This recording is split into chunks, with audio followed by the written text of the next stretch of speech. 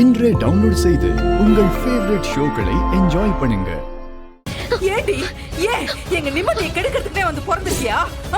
பொண்ணு என்ன பண்ணிட்டு இருக்கீங்க நீங்க?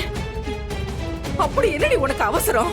ஏன் இப்படி பண்ண? கையெடுங்க இந்திரா, நான் சொல்றத புரிஞ்சுக்கோங்க. இவன் நீங்க நினைக்கிற மாதிரி அப்பாவி இல்லை. இவ நல்ல பாம்பு மாதிரி எப்பவுமே நாக்குல விஷத்தை வச்சுக்கிட்டு சுத்திக்கிட்டு இருப்பா. இவளெல்லாம் நம்பவே நம்பாதீங்க. இவளுக்கு எப்பாடு பட்டாவது என் பொண்ணு வாழ்க்கையே கெடுக்கணும். அதை மட்டும் தான் இவ குறிக்கோளா நினைச்சு சுத்திக்கிட்டு இருக்கா. இவளை நம்பவே நம்பாதீங்க. ஏண்டி ஏன் இப்படி பண்ணி தொலைச்சிருக்க? என்ன எல்லாரும் சேர்ந்து நாடகம் போடுறீங்களா? நேத்து உங்க சின்ன மகளை கல்யாணம் பண்ணி அனுப்பி வச்சுட்டு இன்னைக்கு இவளையும் இங்க அனுப்பி விட்டுருக்கீங்களா? ஐயோ அத்தை, இதுக்கும் எங்களுக்கும் எந்த சம்பந்தமும் இல்ல. இவ எப்பவுமே இப்படி ஏதாவது பிரச்சனை இழுத்துக்கிட்டே தான் இருப்பா. இவ இப்படி பண்ணுவான்னு எங்க யாருக்குமே தெரியாது. ஐயோ, நம்ம வாழ்க்கையும் நம்மளை சுத்தி இருக்கிறவங்களோட வாழ்க்கையும் நார்மலாவே இருக்காது போலயே. ஏற்கனவே எனக்கு வருமா தொல்லை, இப்ப குடும்பத்துல இது வேறயா? யா எலி, நேத்து தானே நம்ம வீட்டுல ஒரு நல்ல காரியம் நடந்துச்சு. அது உனக்கு பொறுக்க மாட்டேங்குதுல? இந்த பேச்செல்லாம் உங்க வீட்டுக்கு போய் பேசிக்கங்க. முதல்ல இவங்களை கூட்டிகிட்டு கிளம்புங்க. ஏய், ஏண்டி இப்படி எங்க மானத்தை வாங்குற? ஒண்ணு நானும் பாத்துக்கிட்டே இருக்கேன், ஆனா உன கையை நீட்டிட்டே இருக்கீங்க. இப்ப ஒன்னும் அவ உங்க பொண்ணு இல்ல, என் பொண்டாட்டி.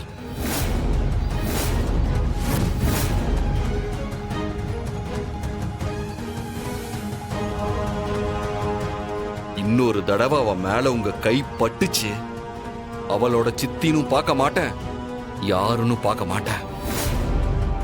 என்னடா பண்ணுவ? என்ன பண்ணுவ? அப்பம் பேரு தெரியாத அனாதை நாய் நீ.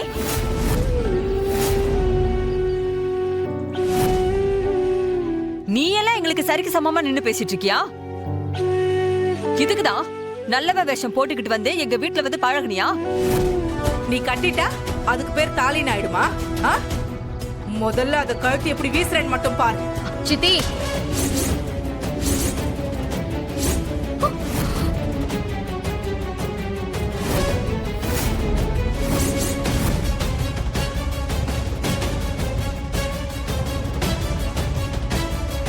ஜமுனா, கையெடு.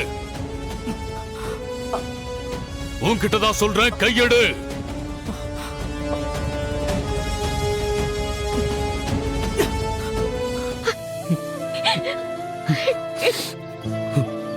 மன்னிச்சிருங்கப்பா.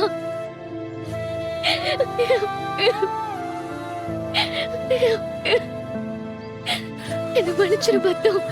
அயலி, என்னம்மா அயலி, இந்த அப்பனால உனக்கு எந்த நல்லது கெட்டதும் செய்ய முடியாதுன்னு தெரிஞ்சு நீயே இந்த முடிவு எடுத்துட்டியாமா? ஏங்க போதும், உங்க பாச போராட்டத்தை எல்லாம் உங்க வீட்டுல போய் வச்சுக்கோங்க. இது என்ன வீடா இல்ல சந்த கடை நினைச்சீங்களா? இங்க பாருங்க, இது ஒண்ணும் உங்களை மாதிரி ஒண்ணும் இல்லாத குடும்பம் இல்ல. செங்கோட்டு வேலர் குடும்பம். இந்த குடும்பத்துக்குன்னு ஒரு மரியாதை இருக்கு, கௌரவம் இருக்கு. இப்படி வீட்டு வாசல்ல நின்னு அதை சந்தி சிரிக்க வச்சிடாதீங்க. தப்புதான் சம்பந்தி, என் பொண்ணு இங்க வந்திருக்க கூடாது. அதுவும் இந்த மாதிரி ஒரு சூழ்நிலையில நிச்சயமா இங்க வந்திருக்க கூடாது. அதுக்காக நான் உங்ககிட்ட மன்னிப்பு கேட்டுக்கிறேன்.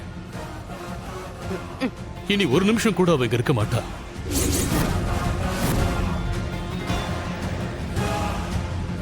இந்த நிமிஷமே அவளை எங்க வீட்டுக்கு கூட்டிட்டு போறேன். என்னது? உங்க வீட்டுக்கு கூட்டிட்டு போவீங்களா? அப்படி ஒரு விஷயம் மட்டும் நடந்ததுன்னு வச்சுக்கோங்க, அது என் பொணத்து மேலதான் நடக்கும். ஜாக்கிரதை.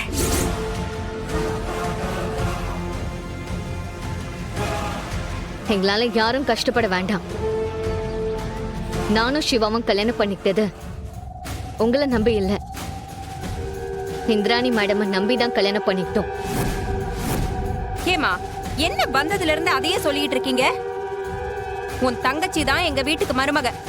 அதுக்காக உங்க வீட்டுல இருக்கிற எல்லாரையும் இங்க கூட்டிட்டு வந்து தங்க வச்சு போன்னு நினைக்காத. எதுக்கு நீ இவங்க வீட்டுக்கு வந்து நின்னுட்டு இருக்கணும்? வா, எதுவா இருந்தாலும் நம்ம வீட்ல போய் பேசிக்குவோம். வா. வாமா வேண்டாம் பாட்டி. என்னால சித்தியும் நிம்மதி இல்லாம இருக்கணும், சித்தியால நானும் நிம்மதி இல்லாம இருக்கணும். அப்படி ஒரு வாழ்க்கையே எனக்கு வேண்டாம். நாங்க இந்திராணி மேடம் இருக்கிற தைரியத்துல தான் கல்யாணம் பண்ணிக்கிட்டோம். அதுக்கு அவங்க தான் ஒரு வழி சொல்லணும். ஆமா, நாங்க அவங்கள நம்பிதான் கல்யாணம் பண்ணிக்கிட்டோம். எந்த முடிவா இருந்தாலும் அவங்களே சொல்லட்டும்.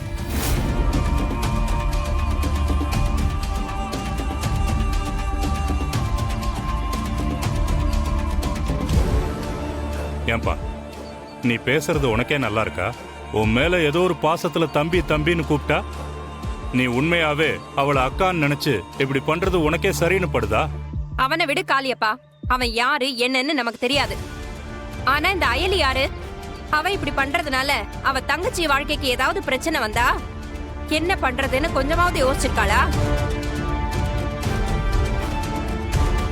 அவ பிளானே அதானே. இப்படி ஏதாச்சும் பண்ணணும், அதனால இந்த வீட்ல பிரச்சனை வரணும், அந்த பிரச்சனையால என் வாழ்க்கை நாசமா போகணும். இதுதான் அவளுக்கு வேணும். அந்த பிரச்சனையால என் வாழ்க்கை நாசமா போகணும். இதுதான் அவளுக்கு வேணும். அதனாலதான் என் கல்யாணம் முடிஞ்ச அடுத்த நாளே இப்படி தாலியை கட்டிட்டு வந்து நிக்கிறான்.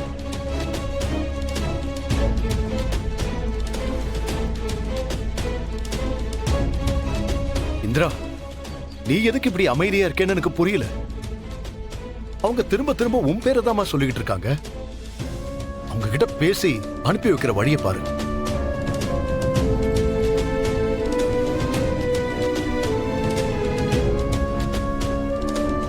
உங்க 2 பேர்கிட்டயும் நான் கொஞ்சம் தனியா பேசணும். தனியா பேசணும்னு சொன்னேன். பேசலாம் மேடம்.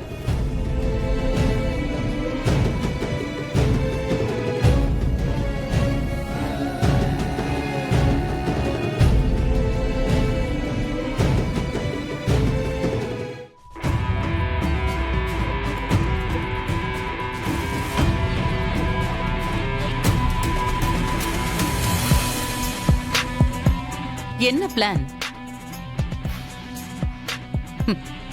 நீங்க இப்படிதான் கல்யாணம் பண்ணிக்கணும்னா எப்பவோ பண்ணிருக்கலாம். ஆனா நான் உங்களுக்கு சப்போர்ட் பண்ணதா சொன்னதை யூஸ் பண்ணிக்கிட்டு இப்படி திடீர்னு கல்யாணம் பண்ணிக்கிட்டு வந்து நிக்கிறீங்கன்னா கண்டிப்பா நீங்க ஏதோ பிளானோட தான் வந்திருக்கீங்கன்னு எனக்கு தெரியுது. என்ன பிளான் சொல்லுங்க. ஆமா, பிளான் பண்ணி தான் வந்திருக்கோம்.